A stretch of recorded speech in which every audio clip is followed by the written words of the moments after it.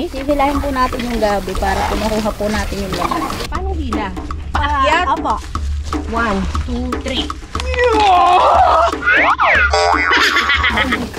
Ang bigat. Ayan na. Nasaan yung gabi? Ere po ang laman niya po. Ayun! Ang laki-laki tapos ang liit lang na naman. Hindi pala madali ang humila ng malalaking dahon para manguha ng gabi. Yan o. Diba? Ay, walang laman! Pero ang pinaghirapan naming kunin, kapalit naman daw ay masarap na lutuin.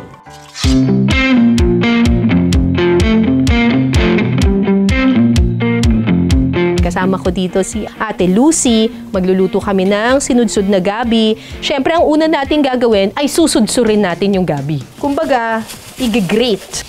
Ay, ang laki. Maliit ba dapat? Ito dapat.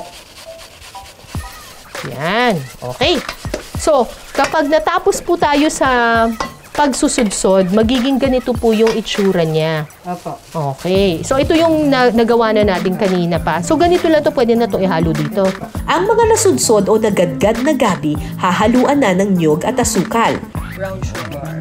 Ayan. Tapos, ipoporma na lang siya.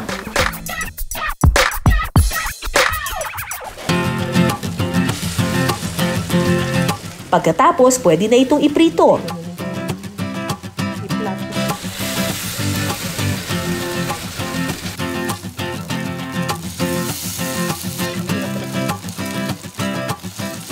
Mas maganda rin kung mahinang-mahina lang yung apoy para hindi agad masunog yung asukal. Hintayin lang maging golden brown ang sinudsod na gabi. Maya-maya pa, may masarap na tayong merienda.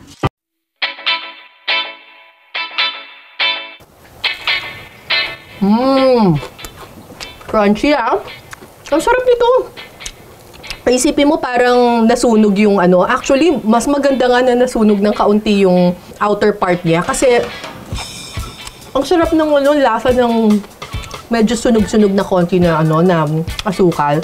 Crunchy on the outside, tapos malambot on the inside. Ang lasa niya parang yung suman. Ito, totoo na talaga itong suman ah. Lasa siyang suman na pinirito. Yeah, panalo.